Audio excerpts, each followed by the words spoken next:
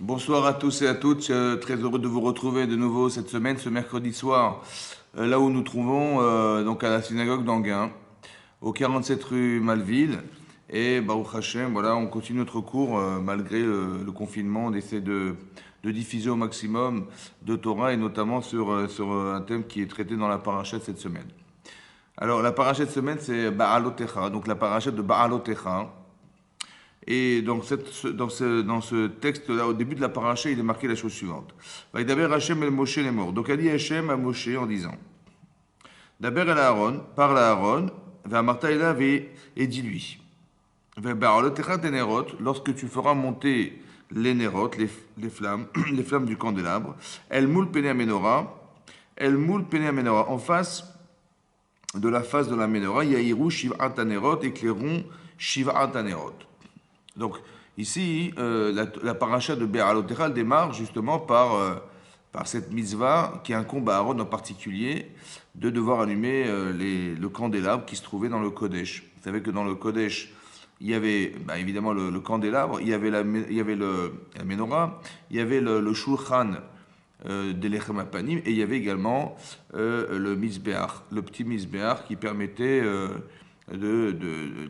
comment dire, le misbéach sur lequel on brûlait les kétorettes. D'accord. Et à l'intérieur du Kodesh HaKodashim, on avait le Aaron HaKodesh, là où étaient déposées les tables de la loi, et également les débris des tables de la loi. Maintenant, donc on nous apprend une information, voilà, que Aaron il a été désigné pour allumer les nérotes, allumer ces fameuses, comment dire, ces fameuses veilleuses qui se trouvaient sur le candélabre. Et Rashi relève la chose suivante. C'est marqué dans la paracha, Be'alotecha, c'est marqué Lama nismecha chanukat amizbeach. Oui. Donc parachat Menorah, pardon, les parachats Anissim. La demande de Rashi au nom du Midrash, quel est le lien de proximité qui existe entre la paracha de Be'alotecha, d'accord, la paracha de notre semaine, et la paracha de la semaine dernière qui parlait effectivement des korbanot, des sacrifices que devait apporter chaque chef de tribu pour inaugurer le Misbéach. C'est-à-dire qu'on a construit le Mishkan, on a finalisé le Mishkan à partir du mois de Nissan, et on a inauguré ce sanctuaire en apportant des korbanot, des sacrifices. Et chaque chef de tribu, nous dit la Torah, il a apporté un sacrifice. Et donc Rashi se pose la question au nom du Midrash, quel lien de proximité existe entre le sujet de la paracha qui précède, qui est la paracha Nasso, où on nous précise que chaque chef de tribu il a apporté des corbanotes, et le fait qu'on ait dit dans la paracha de cette semaine que Aaron il a dû donc allumer les nérotes. En fait, quelle est la question du Midrash? La question c'est, on sait qu'il y a une logique de proximité des sujets dans la Torah. D'accord. Et la Torah n'est pas un livre d'histoire, mais un livre d'enseignement. C'est pour ça que vous verrez que dans le cadre de l'histoire, dans la chronologie des événements de l'histoire, il n'y a pas de lien, il n'y a pas de lien chronologique dans l'histoire. C'est-à-dire qu'on a un principe dans la Gemara qui est marqué ici dans Rashi, par Titro, c'est marqué En Mugdam ou Meochar Batorah. Ça veut dire qu'on ne tient pas compte des événements passés, présents, futurs. En fait, la Torah n'est pas là pour nous raconter une histoire et de suivre une chronologie historique, mais nous apprendre des leçons de vie. Alors on a fait que les liens entre les éléments qui sont proposés dans la Torah soient liés dans le but de l'enseignement qu'on en tire.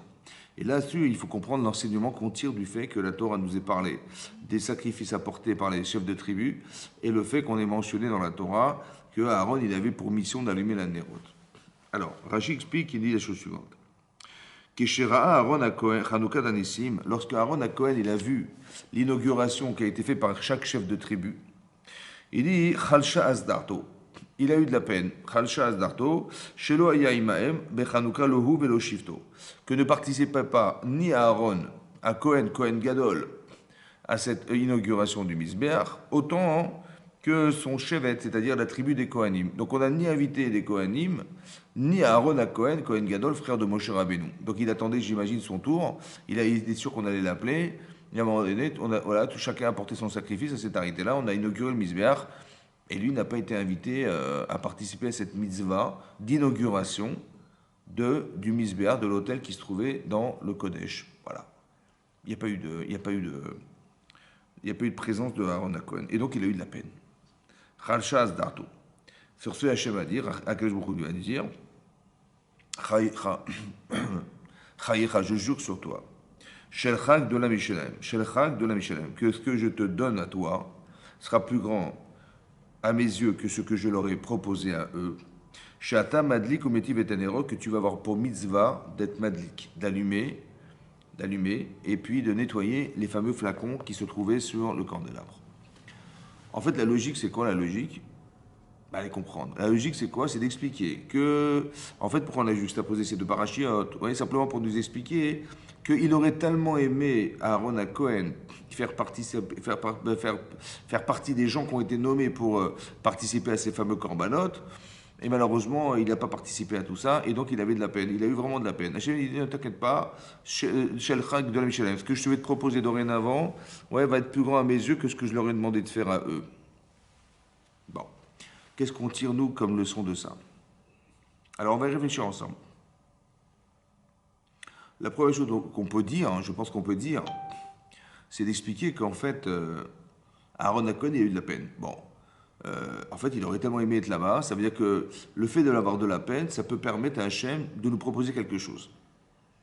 Autrement dit, si on a été privé un jour d'une chose, ou il nous a manqué quelque chose, en général, on va se plaindre de ce qui nous manque, ouais, ou on va pas comprendre. Dans le cadre d'Aaron Cohen, il aurait pu trouver un prétexte en disant, bah, Hachem, il veut pas de moi, voilà, il veut pas de moi, il m'a pas proposé, ça veut dire que j'ai certainement dû faire une erreur, et j'ai peut-être à cause de la faute du Vaudor, voilà, j'ai participé à la faute du Vaudor, et Hachem, il a toujours pas acquiescé tout ça, et donc il m'empêche d'aller inaugurer une misbah, je mérite pas, voilà, ben je mérite pas, j'accepte. Bon, on voit que Aaron, il n'a pas raisonné comme ça.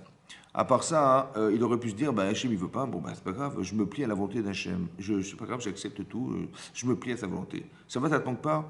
Bah j'aurais bien, bon, finalement, bah pas trop, puisque de toute façon Dieu veut pas, donc je veux pas. Je ne veux pas me mettre en opposition à Kadosh Baruch Hu, vous comprenez, ça se fait pas. On voit qu'il n'a pas non plus raisonné comme ça. Pourquoi c'est important qu'on nous dise l'état d'âme de Aaron Cohen? Parce qu'en fait, c'est vrai que la question doit se poser.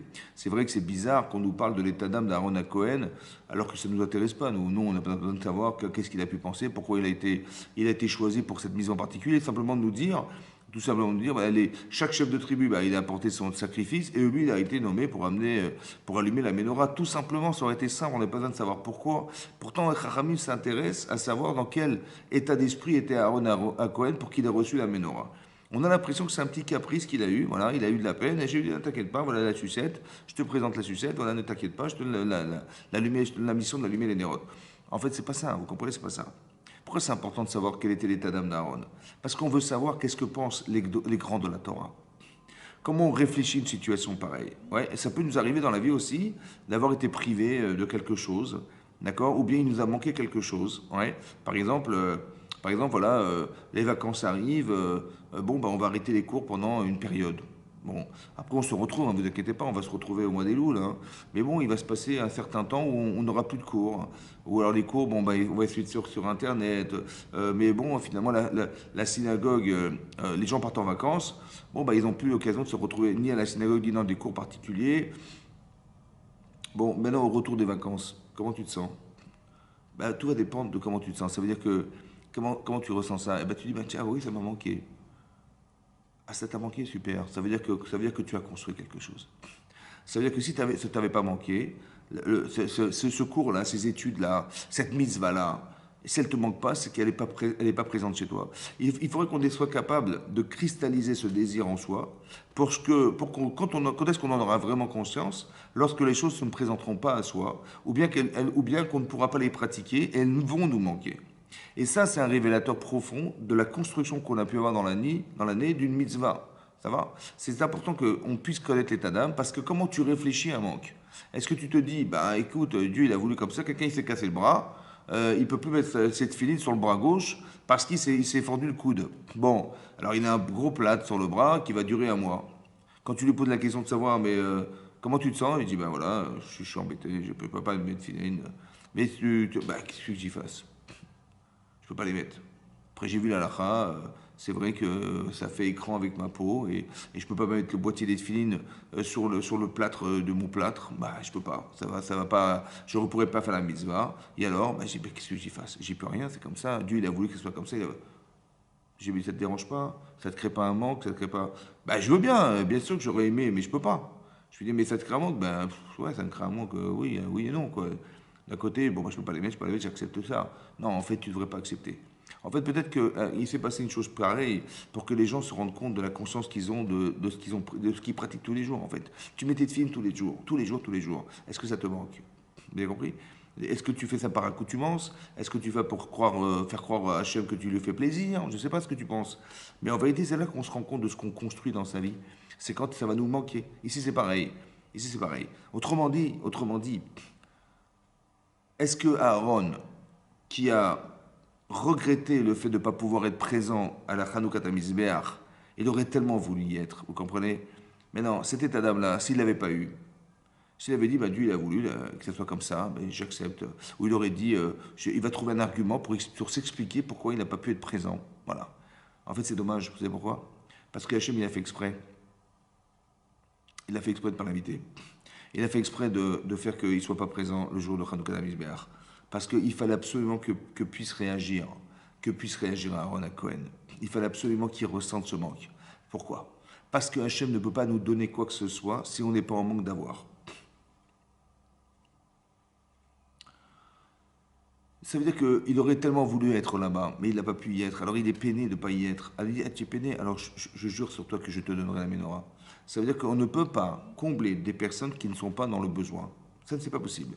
Donc si tu es en besoin de mitzvah, alors on va te donner. Si tu n'es pas en besoin de mitzvah, alors on ne te donnera pas. C'est pas parce qu'on ne veut pas t'en donner, hein, c'est parce que tu n'en veux pas. Parce que tu n'es pas prêt, parce que tu n'as pas envie.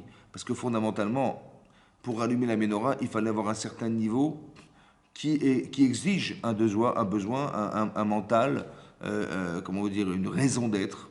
Et ça, manifestement, si elle n'est pas là, j'aurais bien voulu te donner, mais tu ne la veux pas, entre guillemets. Vous avez compris ce que je veux dire?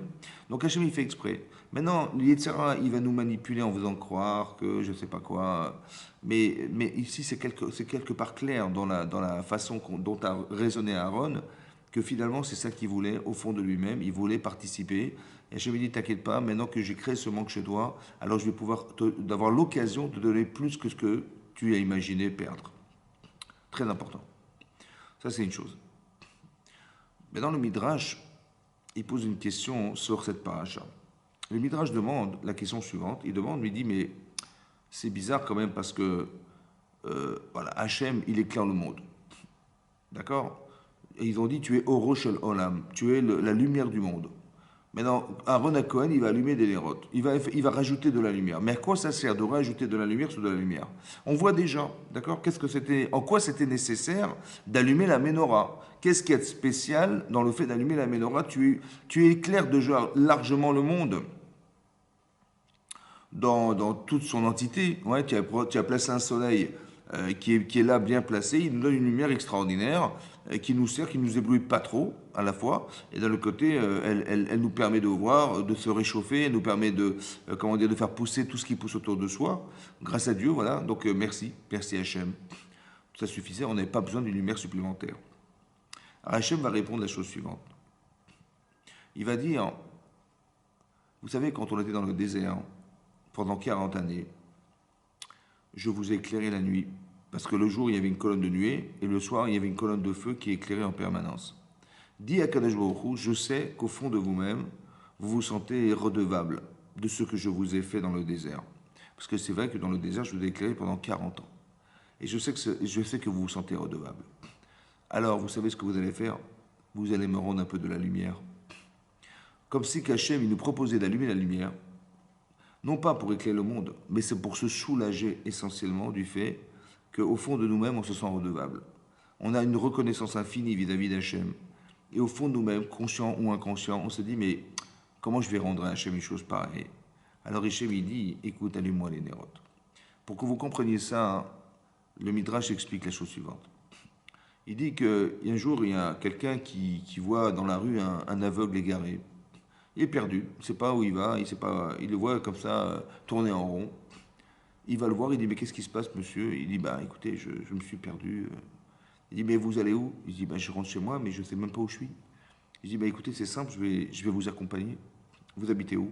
Il dit, bah j'habite où? Bah j'habite à tel endroit. Il dit, bah écoutez, je connais cet endroit, je vais vous accompagner chez vous.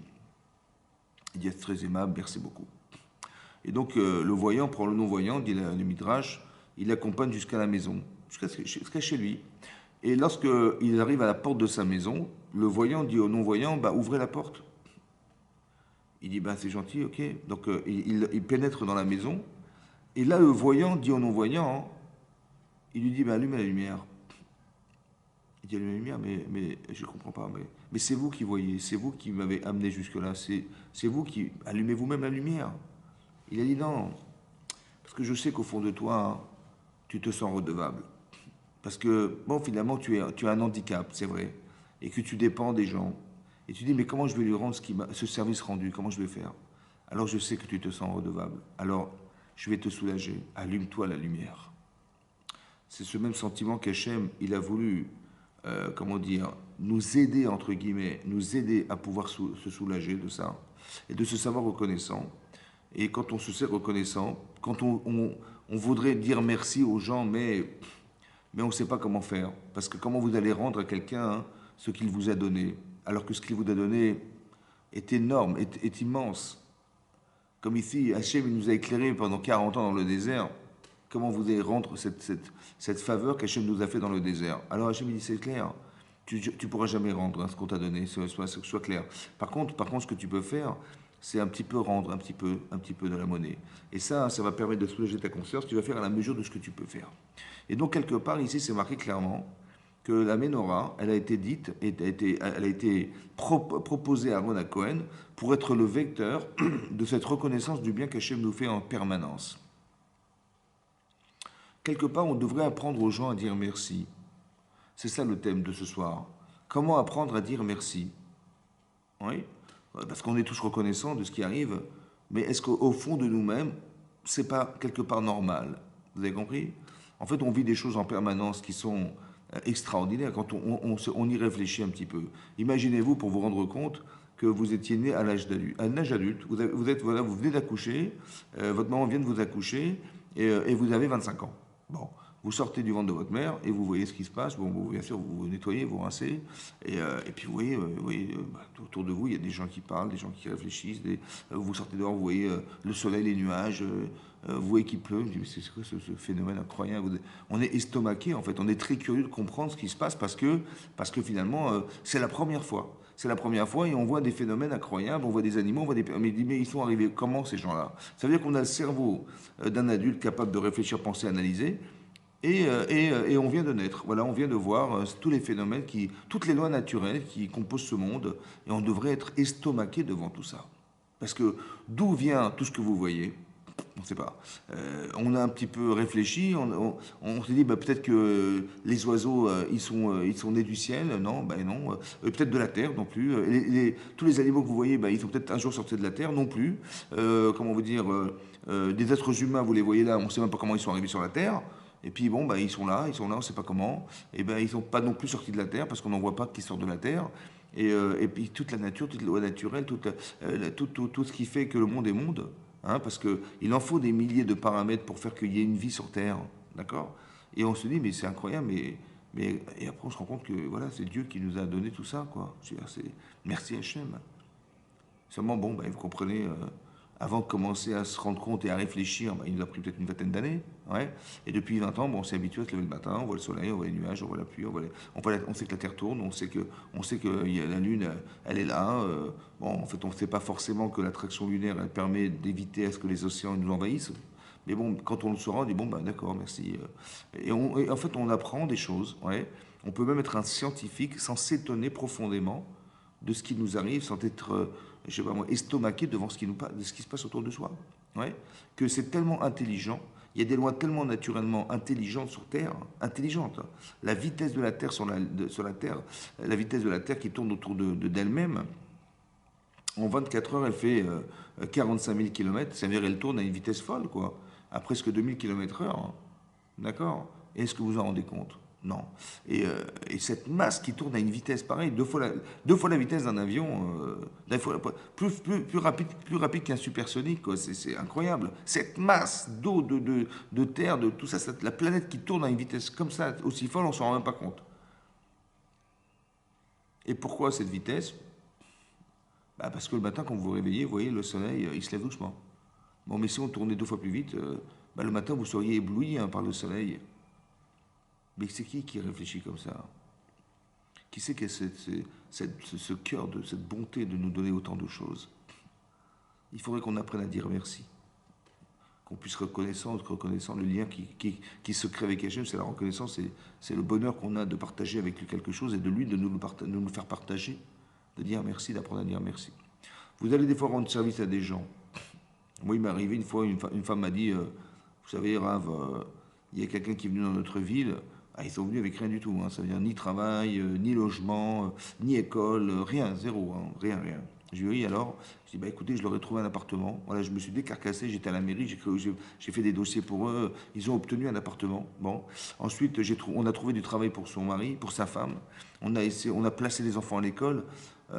Et j'aurais espéré que ils me disent merci, au moins à Rosh Hashanah, qu'ils m'envoient une carte de remerciement. Et ben rien. Et j'étais vraiment déçu de voir qu'avec tout ce que je leur ai fait, il n'y a pas eu un petit merci de quelque chose. Apprendre à dire merci. Alors je leur ai dit, vous savez, il y a des gens, ils ne savent pas lire. Je dis, comment ça, ils ne savent pas lire? Je dis, oui, ils ne savent pas lire. Ils ne savent pas lire la reconnaissance du bien. Ils ne se rendent pas compte qu'on leur a fait plaisir, on les a soulagés de quelque chose d'énorme. Ils vont croire que oui, ça fait partie de la solidarité, c'est normal. Vous comprenez? Ils ne vont pas vous dire merci. Alors le problème, c'est que quand est-ce qu'on apprend à dire merci alors? Il y a des gens qui vivent en couple, ouais. Et puis madame, elle a préparé un plat très spécial ce jour-là. Elle a voulu faire plaisir à son mari et à ses enfants. Et puis voilà, elle sert le plat, ça sent très bon.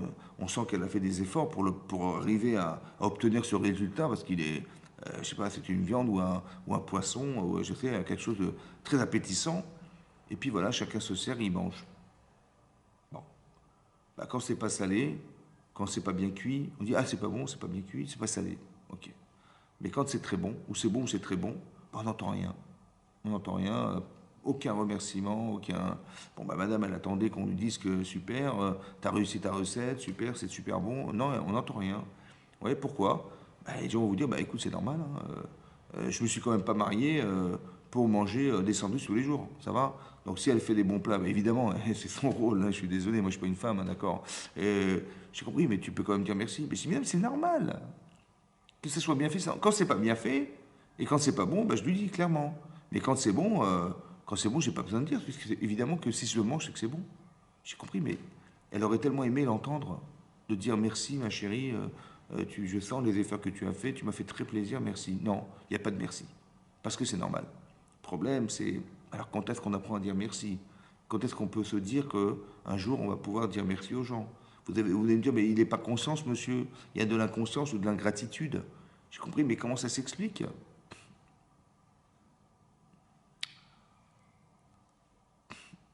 Alors c'est marqué dans la Torah la chose suivante. Dans la page de Vaïsé, c'est marqué là-bas que quand Léa a eu son premier enfant, elle l'a appelé Réhouven. Le deuxième, elle l'a appelé Shimon. Le troisième, elle l'a appelé Lévi. Et le quatrième, elle l'a appelé Yehuda. Nous dit Rashi, ça va sur place, il nous dit Rashi, ils ont dit que les femmes de Yaakov Avinu, elles savaient depuis longtemps qu'elles devaient engendrer 12 Shvatim, ça veut dire 12 enfants. Elles étaient 4 femmes, donc légitimement, c'est logique, légitimement, chaque femme, elle devait accoucher de 3 enfants. Ça aurait été équilibré, légitime. Maintenant, elle a eu un premier enfant, elle a eu un deuxième enfant, elle a eu un troisième enfant, et un quatrième enfant. Elle l'a appelé Yehuda. Rachid expliquait pourquoi Yehuda. Parce que Oda'a, ça veut dire elle a remercié Hachem. Oda'a en hébreu, c'est une reconnaissance. Elle a remercié Hachem d'avoir eu sa quatrième enfant. Et pourquoi Léa, elle a attendu d'en avoir 4 pour dire merci? Pourquoi elle n'a pas dit merci depuis le départ? Premier enfant, elle a dit merci de m'avoir permis. Ma soeur est encore stérile, moi j'ai des enfants, merci Hachem. Non. Elle a dit merci au bout du 4e. Alors en fait, le Rav Pinkus, il explique là-bas, dans ce Rashi là-bas, il explique un Yisod, il dit comme ça. En fait, Léa, elle savait qu'elle devait avoir au moins 3 enfants. Donc elle savait combien elle pouvait attendre d'Hachem. De façon légitime, c'était 3 chacune. Mais en fait, elle a eu 4. Elle a eu plus que ce qu'elle espérait. Elle a eu plus que ce qu'elle attendait. Ça va? De là, tu apprends que quand est-ce qu'on dit merci? Quand on sait mesurer combien on attend des autres. Si tu sais que tu attends d'Hachem 3, tu as eu 4, tu dis merci. Mais si tu ne sais pas combien tu attends, ou tu attends tout dans ta vie, alors tu diras jamais merci. Parce qu'il n'y a pas de frontière et de limite à ce que tu attends. Donc c'est normal, vous avez compris? Quand un mari dit à sa femme, ben écoute, c'est normal, si j'ai mangé, c'est que c'était bon. J'ai compris, pourquoi tu dis pas merci? Ben c'est normal, puisque si c'est mangé, c'est que c'était bon. J'ai compris, mais dis merci à ta femme. En fait, non, pourquoi non? Parce que j'attends tout de ma femme. Vous avez compris, il n'y a pas de limite à ce qu'elle va me faire. Ben, si elle veut me faire plaisir, ben, tant mieux. Et même si encore, et encore, si elle pouvait me faire encore plus plaisir, ça me fera encore plus plaisir. Et du merci, ben non, parce que c'est normal. Vous avez compris? Quoi, ça veut dire quoi normal? C'est que j'attends. Je n'ai pas su mettre de limite à ce que j'attends d'elle. Je donne un exemple du côté masculin, mais ça peut être l'inverse aussi, hein, vous inquiétez pas. Simplement pour expliquer que toi, si tu sais que tout seul, tu peux te faire, je sais pas moi, des œufs au plat, un petit sandwich, voilà ce que tu sais faire, voilà, des pâtes, voilà ce que tu sais faire, voilà. Plus que ça, non, je sais pas faire. Tu sais combien tu peux faire seul, ouais. Donc tu sais combien ta femme, elle t'a fait plaisir parce que tu as su mesurer combien tu dois attendre d'elle. Donc je dis, ben moi, c'est me faire un sandwich, ça aurait été ce que je sais faire. Un peu plus qu'un sandwich, c'est déjà plus que ce que je sais faire, merci. Mais donc il faut savoir mesurer qu'est-ce que tu attends des gens. Combien tu attends de ton épouse? Combien tu attends de ton mari? Combien? Ben, je dis, ben tout, moi j'attends tout. Ah ben t'attends tout, tu auras du mal à dire merci. Parce que tout ce qui t'arrive est normal. Vous comprenez? Puisque tu attends tout. En fait, il faudrait me savoir mesurer combien j'attends des autres. Et à partir du moment où tu sais, ben, il y a des gens, ils vont rien attendre des gens, rien de rien. Et ben quand on leur donnera un, ils vont dire merci. Vous avez compris ce que je veux dire? Ça veut dire qu'il faut un jour que tu commences à calculer qu'est-ce que tu peux attendre des gens. Combien? Combien tu peux inspirer des autres? Combien? Et à partir du moment où tu sais que ce que tu aurais pu faire, dans la limite de ce que tu sais faire, et par rapport à ce qu'on te donne, ben c'est beaucoup plus que ce que tu crois. D'accord? Parce que tu sais pertinemment et consciemment que toi, célibataire, tu n'aurais jamais fait un truc pareil. Donc maintenant que tu as la faveur d'avoir une femme qui te fait un plat pareil, eh bien évidemment que tu vas dire merci. Parce que c'est plus que ce que tu sais faire. C'est plus que ce que tu t'attendais à avoir. Vous avez compris? C'est-à-dire que la solution, c'est ça.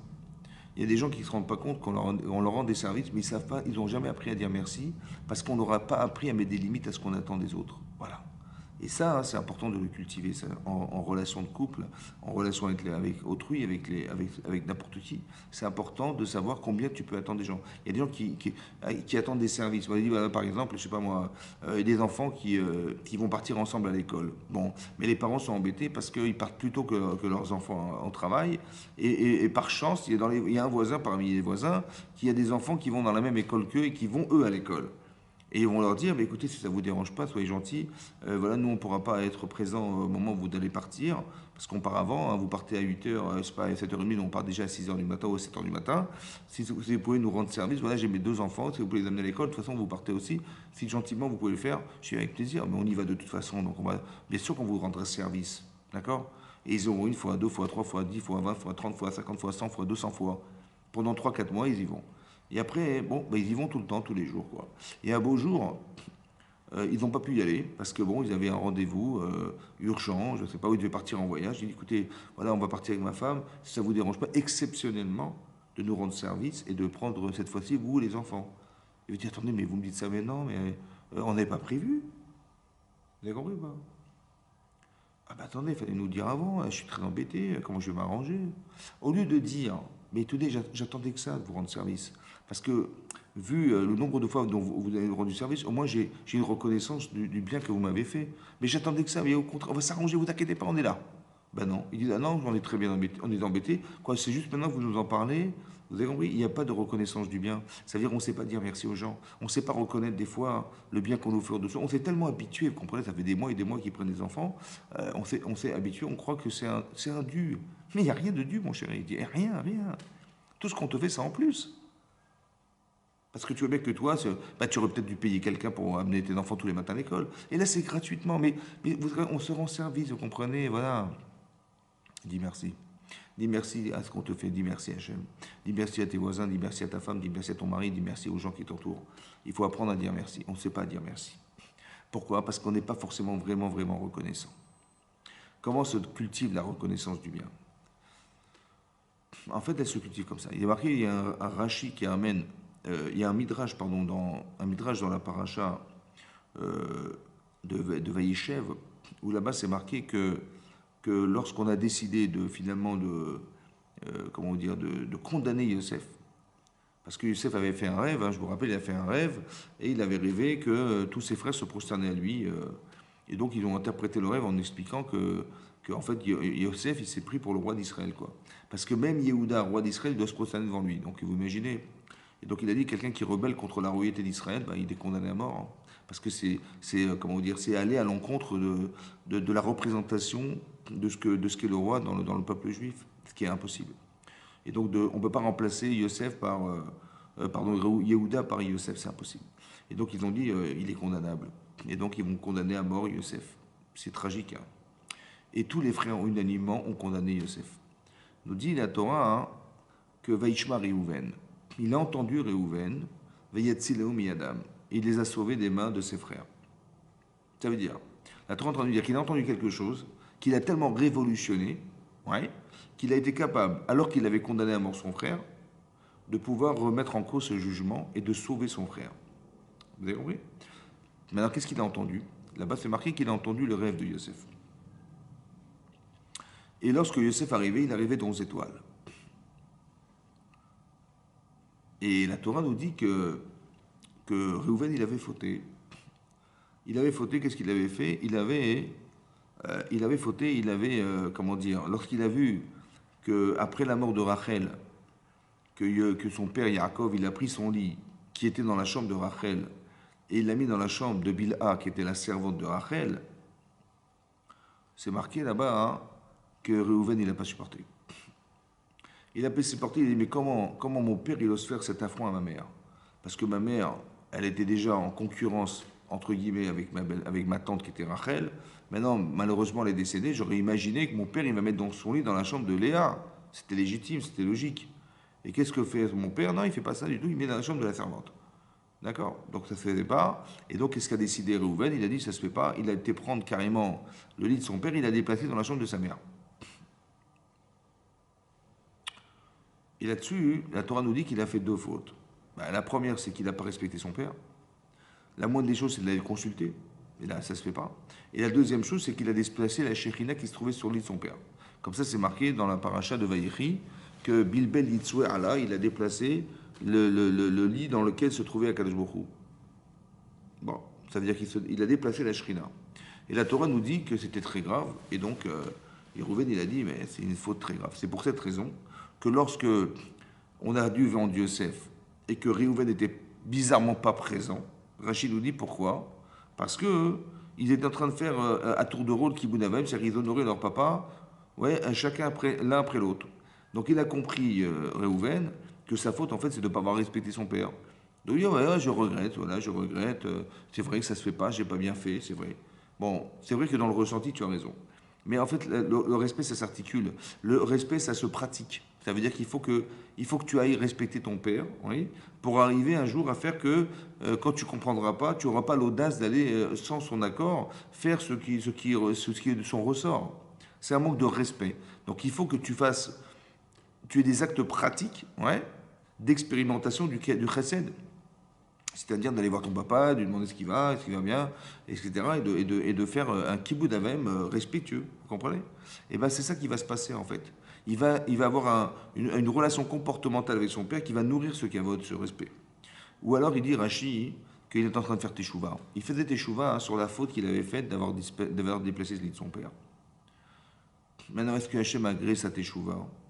Est-ce que Hachem l'a pardonné? Il n'en sait rien. Et lorsqu'il entend le rêve de Yosef, nous dit la Torah, Vaishma Réhouven, Vayetzilou miyadam, il a entendu ça, hein, il a dit waouh. Quand il entend le rêve, il voit les 11 étoiles, il dit mais Minashamaim, Hachem, il est en train de me dire que il m'a pardonné, puisque là, il y a 11 étoiles qui brillent dans le ciel, alors qu'on aurait imaginé qu'il aurait dû avoir que 10. Merci Yosef. Maintenant, le contexte est très compliqué parce que quand Réhouven, il entend ce rêve, et qu'il condamne par ce rêve Yosef, parce que comment il interprète, on dit mais quoi, on va se prosterner devant toi, on va se prosterner devant toi, il est capable, Réhouven, d'avoir ce recul, et non pas, et de le voir de façon accusatrice, et aussi de voir le chesed, la bonté qu'Hachem lui a fait, de lui avoir proposé de savoir qu'Hachem il avait agréé. Grâce à qui? Grâce à Yosef. Il dit, il m'a sauvé la vie, Il m'a sauvé ma vie, ça veut dire entre guillemets ma vie spirituelle, alors je vais lui sauver la vie. Ça veut dire qu'on se rend compte que la reconnaissance du bien, elle va largement au-dessus de toutes les modalités qu'on peut imaginer. Parce que nous, on dit, bon, bah, reconnaître le bien, c'est une chose sympa. Ouais. Mais là, on voit que c'est pas seulement sympa, c'est que ça va lui changer toute sa façon de penser. Ça veut dire qu'il va devoir, il va accepter de changer son regard sur Yosef qu'il avait condamné à mort en allant le sauver des mains de ses frères. C'est vrai que la reconnaissance du bien, c'est quelque chose qui est beaucoup plus profond et beaucoup plus axé dans le judaïsme à quelque chose qu'on aurait imaginé être des modalités de vie.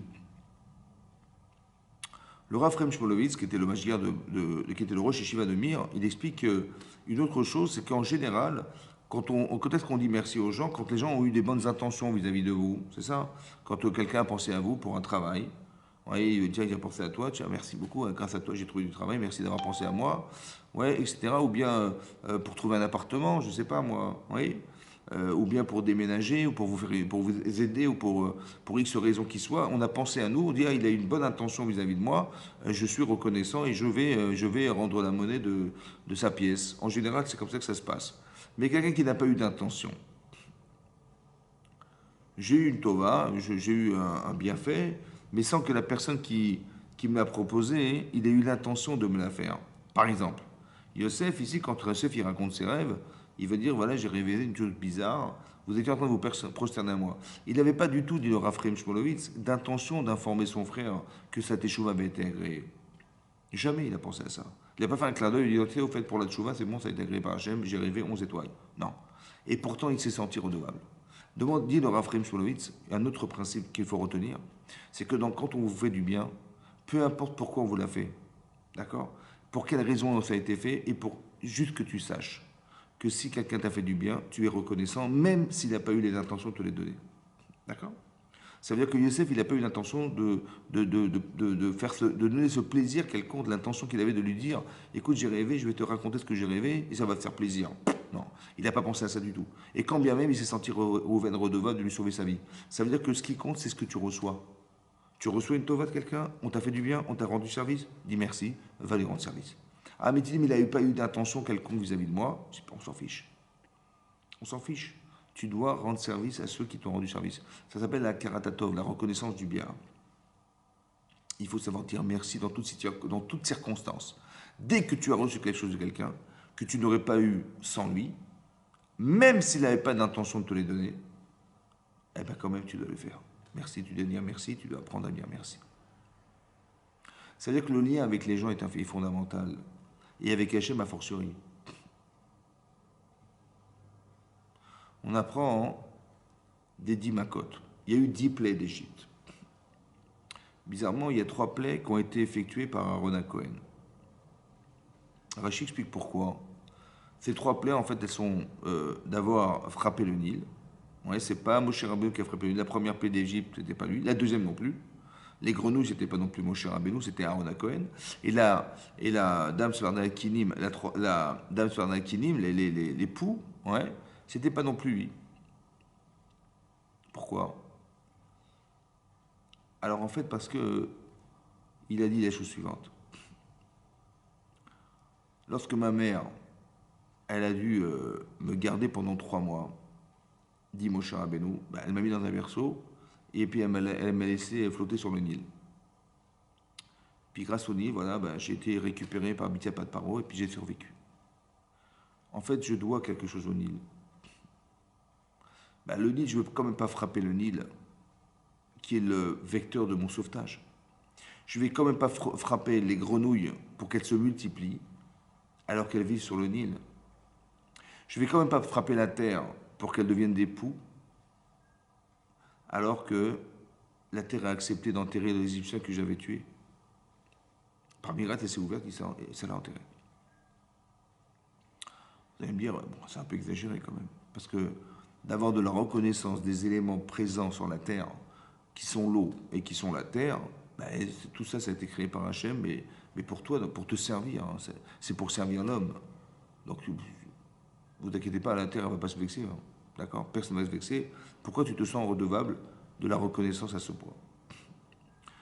Alors, on pourrait dire la chose suivante, que quand vous vivez quelque chose profondément, il ne faut jamais créer d'opposition ou de contradiction à ce que vous ressentez.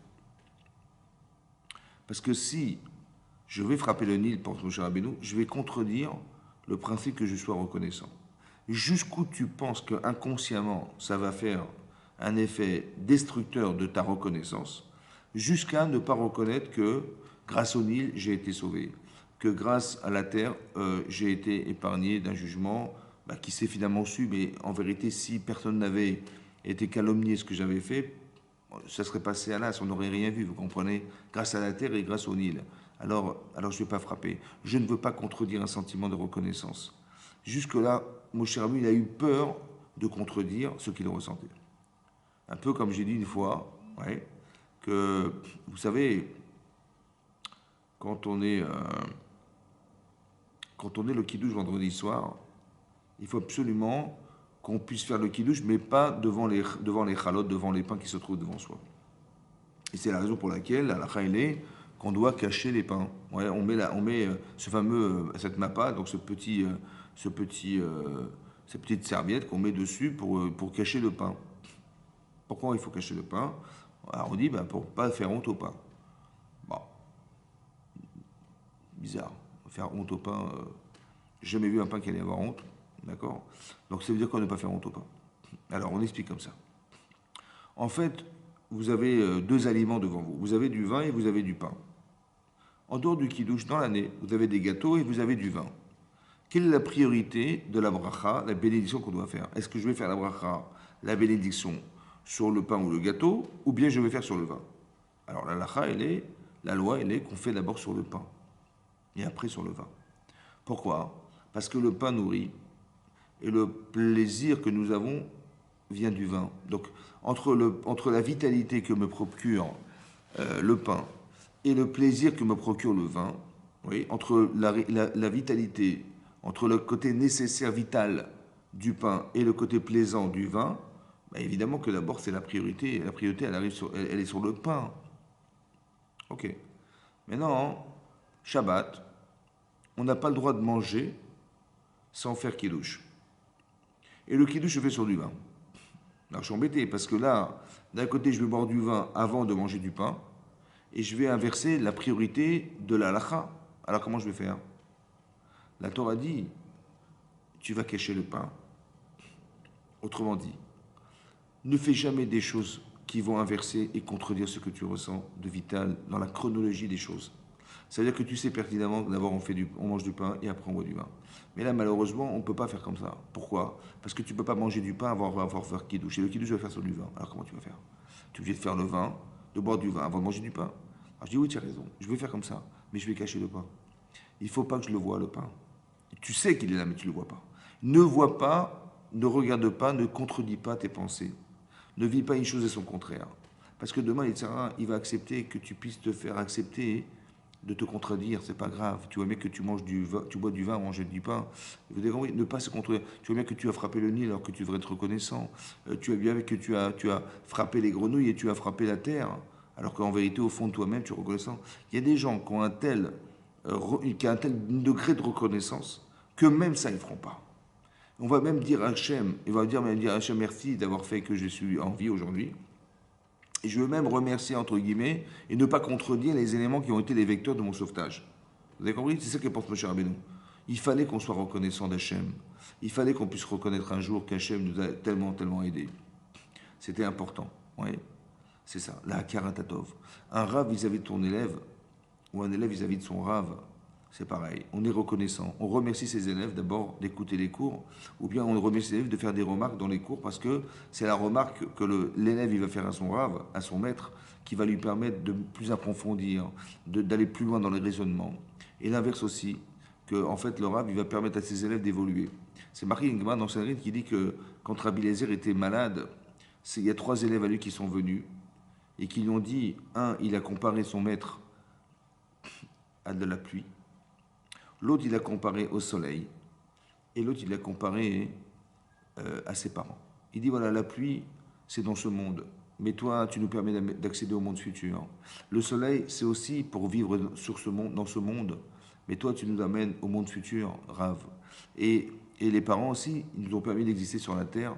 Mais c'est toi, Rav, qui va nous permettre de pouvoir exister au monde futur. Alors pourquoi ces trois exemples-là? De la pluie, du soleil. Oui, ils ont pris ces exemples-là de la pluie, du soleil et des parents.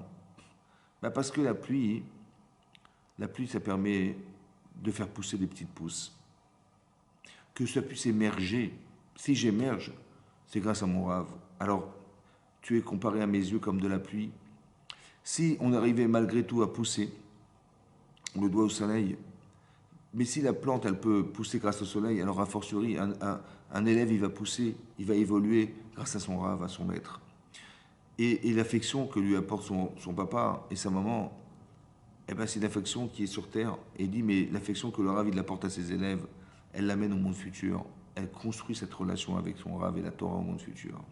Cette relation d'amour et d'amitié et de, comment dire, d'affection qui doit se créer entre un maître et son élève. Il dit, vous voyez comment ça se passe? Pourquoi ils ont dit tout ça? Parce qu'ils ont été reconnaissants. Je reconnais que ce que je suis, c'est grâce à toi. Je reconnais que s'il ne pleuvait pas sur terre, on ne pourrait pas survivre. Je reconnais que s'il n'y avait pas ce soleil qui nous réchauffait et qui nous faisait vivre, on ne pourrait pas être sur terre non plus, on ne pourrait pas survivre. Et si on n'avait pas l'affection de nos parents, on ne pourrait pas survivre. Alors on remercie Hachem de nous avoir permis d'avoir un maître. Et donc, cette reconnaissance du bien, vous comprenez, c'est fondamental.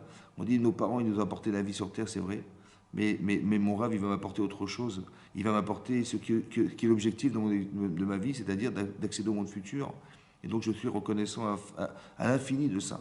Mais il faut construire cette notion de reconnaissance. Il faut qu'on soit conscient que c'est ça qui nous fait vivre et c'est ça qui nous permet d'évoluer. D'accord? C'est-à-dire la reconnaissance du bien autour de soi. C'est même le lien le plus efficace qu'on devrait trouver en vérité avec Hachem.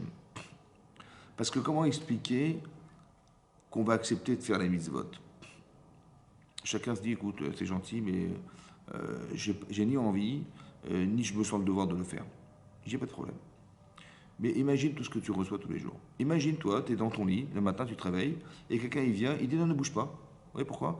Écoute, je t'amène le kili pour faire une petite télim. Il dit, mais laisse-moi, je vais me lever. Non, non, non, ne bouge pas, ne bouge pas.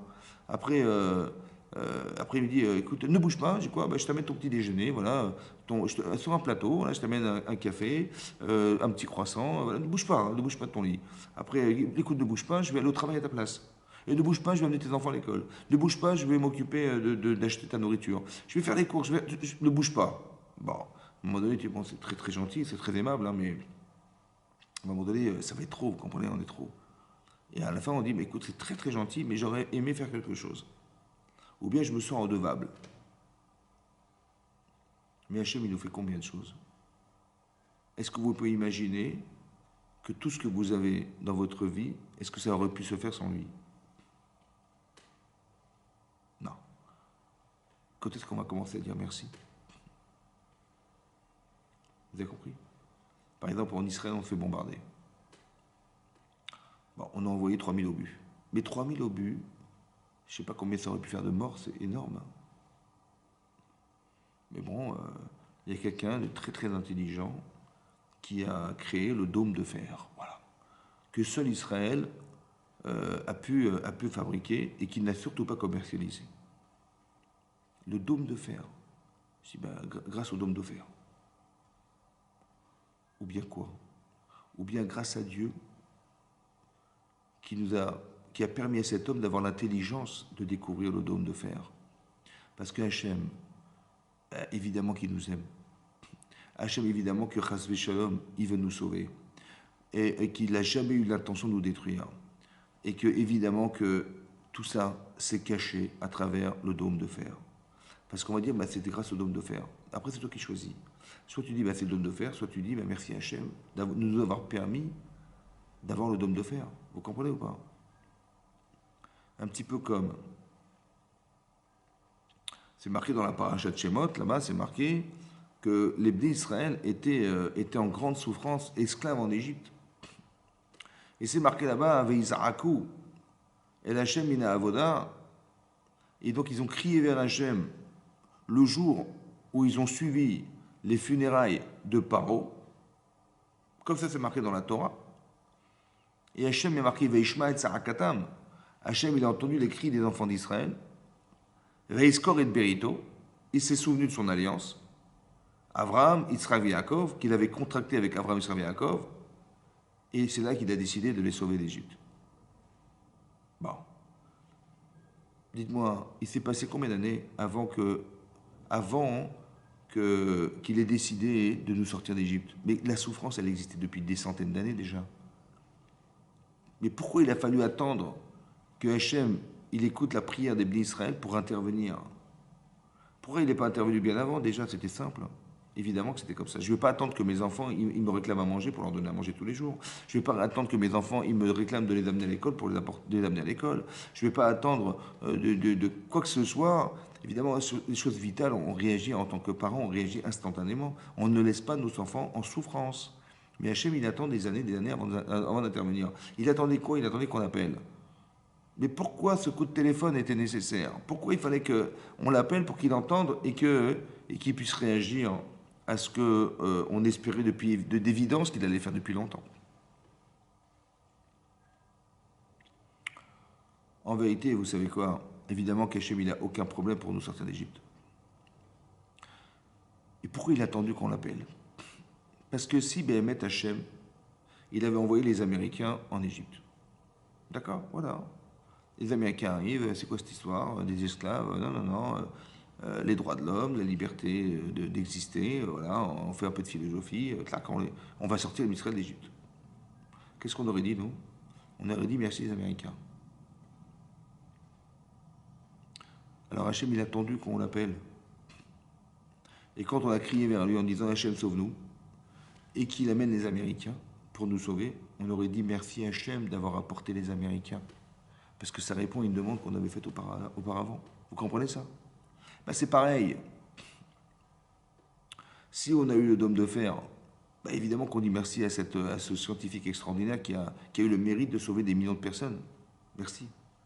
Mais merci Hachem de lui avoir donné l'intelligence de fabriquer le dôme de fer. Merci Hachem. Hachem, il est d'une humilité telle qu'il ne faudra sûrement pas nous montrer qu'il est prêt à nous sauver de façon miraculeuse. Pourquoi? Parce qu'il compte sur notre intelligence. Et il ne veut pas nous obliger à croire en lui. Parce que si demain, on nous envoie 3000 bombes et qu'elles explosent dans l'air sans explication, on aurait dit, bah, ça c'est le bon Dieu. Évidemment, c'est impossible d'expliquer autrement. Mais Hachem ne veut pas nous obliger à croire en lui. Il veut nous inviter à croire en lui. Dis merci de ce qui t'arrive. Dis merci à Hachem de te sauver. Tu es entouré d'ennemis, que ce soit autour d'Israël ou dans le monde entier. Cet antisémitisme, il est virulent. Et on fait des manifs et on se bat tous les jours. Mais en vérité, c'est une manière qu'Hachem il a aussi de se manifester pour dire mais qu'est-ce que tu attends de m'appeler pour que je te sauve? Tu vois bien que j'ai fait tout ça, je t'ai privé de quelque chose qui est une liberté d'être juif sur terre. Parce qu'on nous prive de cette liberté pour que justement tu demandes à Hachem de nous sauver. Envoie-nous le Mashiach, j'en sais rien, fais quelque chose. Un petit peu comme je suis en peine de voir, dit Aaron à Cohen, je n'ai pas été invité à la Hanouka d'un Misbéach, à l'inauguration du Misbéach. Alors au moins, tu ressens ça, alors je vais t'envoyer une autre mission. C'est celle d'allumer les nérotes. Parce que tu es reconnaissant de ce que je te fais, alors je vais te permettre de développer cette reconnaissance en Israël, d'apprendre à dire merci aux gens. Oui, tu vas voir que les gens, ils vont voir cette lumière, ils vont se sentir soulagés parce que quand tu vas allumer, tu vas dire merci de m'avoir permis de me soulager. Un petit peu comme, bah, je sais pas, moi, si je suis là sur Terre, bah, je le dois à mes parents. Si je vis, c'est grâce à mes parents. Ils ont un jour décidé d'avoir un enfant. Bah, si vous êtes là, c'est parce que vos parents, ils ont décidé d'avoir un enfant. En plus, vos parents sont juifs. Donc ça veut dire qu'ils vous ont donné ce privilège d'être juif. En plus, on a reçu la Torah. Donc on nous a donné le privilège de recevoir la Torah.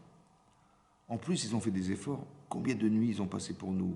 Combien d'investissements physiques et financiers ils ont fait pour nous? Combien de temps ils ont passé? Combien ils se sont inquiétés pour nous? Combien ils nous ont aimés? Combien? Maintenant, ils t'ont donné la vie, ils t'ont donné la Torah, ils t'ont donné les mitzvot, ils t'ont donné la possibilité d'accéder au monde futur, ils t'ont donné tous les efforts qu'ils ont fait, tous les sacrifices personnels. Comment tu vas rendre? Comment tu vas faire? En fait, on devrait être embêté, hein, parce que c'est vrai que c'est un traumatisme. Ben, je me dis, mais comment je vais rendre à mes parents ce qu'ils m'ont donné un jour? C'est pas possible de rendre. Alors Hachem me dit, c'est simple. Honore tes parents. tu rendras jamais ce qu'on t'a donné. C'est comme pareil, dans le désert, tu pourras jamais rendre 40 ans de lumière. Mais participe à la mitzvah de l'allumer les lumières. C'est-à-dire, montre que tu n'es pas ingrat. Montre que, quelque part, bon, tu rendras jamais à la mesure de ce que tu as reçu, c'est sûr. Hein, mais au moins, montre que tu es reconnaissant. Alors, minimum du minimum, honore tes parents. Voilà, respecte tes parents. Minimum du minimum, alors fais les mitzvot. Minimum, ça veut dire que c'est le minimum de moins de savoir qu'Hachem nous a fait ça. Hein. Mais pour nous, vous comprenez, c'est pareil. Il ne nous a pas sortis d'Égypte simplement pour nous sauver physiquement de l'esclavage, mais pour créer ce lien avec lui. Vous comprenez, c'est surtout ça qu'il aurait aimé qu'on soit conscient. Dis merci à Hachem de t'avoir sorti d'Égypte. Dis merci à tes parents d'avoir eu l'idée de te faire naître un jour. Quand vous voyez des gens qui ne savent pas comment se débarrasser de leurs parents, ils les mettent dans des hospices de vieux. Mais comment tu peux faire ça? Avec tout ce qu'on a fait pour toi. Et tu t'abandonnes dans un lieu comme ça, parce que ça prend de la place à la maison, tu comprends? Et puis on ne va pas s'encombrer d'avoir une personne âgée à la maison. Alors on ne parle pas d'un cas où c'est impossible de vivre avec, mais dans des cas où, comme si que Hasvi Shalom, on s'en débarrassait. Vous imaginez dans quel esprit les parents se trouvent à ce moment-là, abandonnés par leurs enfants. C'est horrible, hein, vous comprenez? La Akarat Tatov. Remercie un peu tes parents, remercie Hachem. Voilà, dis merci Hachem. C'est aussi marqué dans la paracha de Vaïra, là-bas c'est marqué que Avraham Avinu, il avait manqué d'amener un sacrifice le jour où il avait sauvé son fils. Et Hachem, il dit, ben, c'était l'accusation qu'avait fait le Satan sur lui.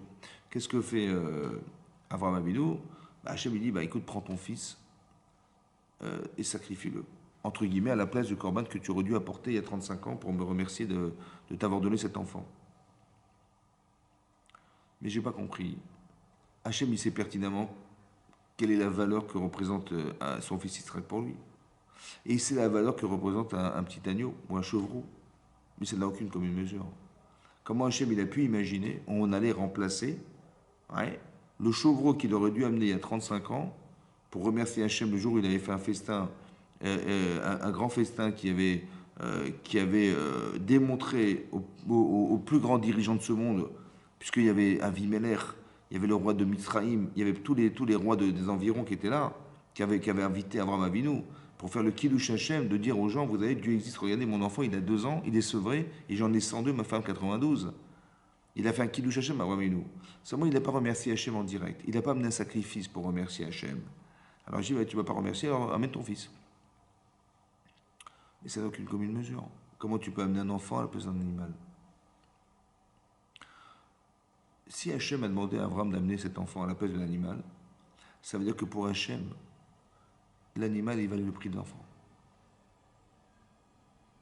Mais pourquoi il valait le prix de l'enfant? Ben, il valait le prix de l'enfant parce que la raison pour laquelle Hachem il a privé Abraham d'enfant, c'est pour que ce manque il soit tellement profond pour lui et sa femme que lorsqu'il en aura un, il dira merci Hachem de tout son cœur. D'avoir eu un enfant aussi tzaddik que ça, merci Hachem de tout mon cœur. Seulement, il n'a pas remercié Hachem. Alors il dit, à quoi ça sert que je te donne si tu n'es pas capable de remercier ce que je te donne? Alors rends-le-moi. Vous comprenez ça? Alors Hachem, il a provoqué ça évidemment, pourquoi faire? Pour nous dire que le lien qu'il crée avec nous en permanence, il vaut des milliards pour lui. Pourquoi il vaut des milliards? Il vaut des milliards parce que c'est la seule raison d'être d'Hachem sur terre, de se lier avec son peuple. Comment il fait? Ben voilà, il nous sauve. Voilà comment il fait. En permanence, il nous nourrit. En permanence, il nous fait vivre. En permanence, il nous permet de nous procréer. En permanence, il nous permet d'avoir la Torah. En permanence, il nous permet d'accéder au monde futur. En permanence. En permanence. C'est un chesed qui est sans limite. Et donc, au moins qu'on puisse le constater, le voir et l'apprécier. Dis merci un jour à Hachem. Tu n'as pas honte. Vous avez compris? C'est ça qu'il a manqué à Avraham Avinu. Et c'est ça qu'Hachem lui reproche. Parce que le seul objectif qu'on reçoive d'Hachem, c'est pour dire merci Hachem, merci de tout ce que tu nous fais. De ne pas rester ingrat, de ne pas s'accoutumer à tout ce qu'on vit aujourd'hui. Et tout ce qu'on voit aujourd'hui, on trouve ça normal. Vous avez compris? Tout est normal. Qu'il fasse beau, c'est normal. Qu'il pleuve, c'est normal. C'est la nature, c'est normal. Non, mais il n'y a rien de normal.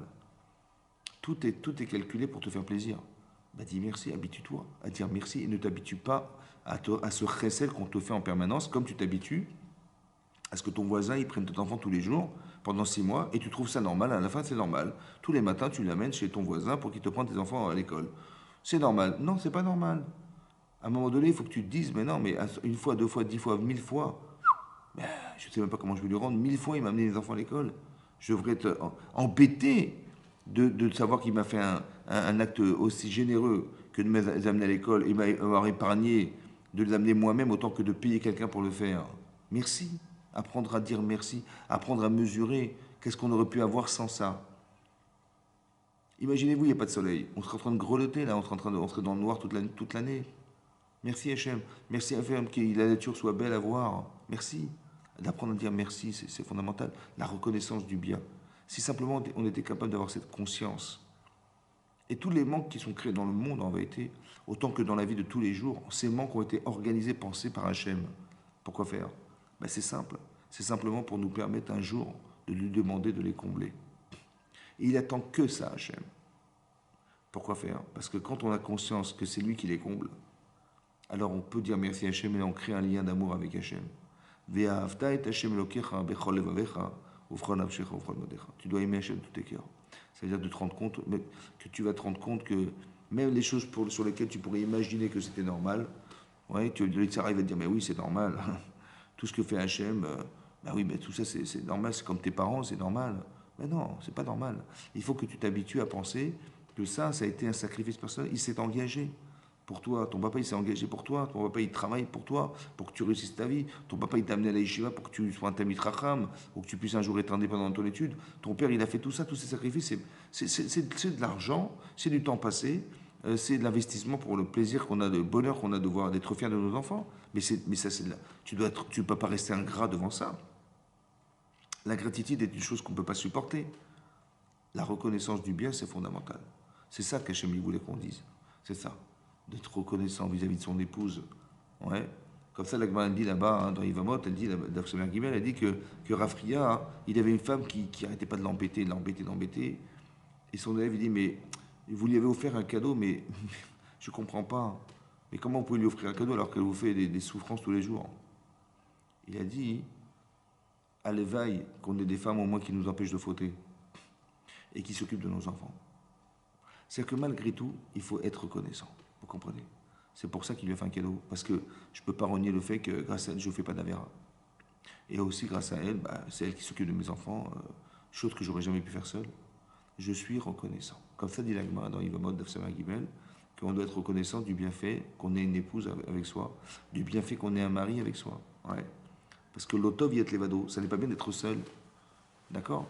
Donc j'ai la chance d'être accompagné, et bien l'accompagner, je remercie Hachem et mon mari et ma femme d'avoir des bonnes intentions, ou bien de bien m'accompagner, c'est fondamental. La akarat atov. Voilà.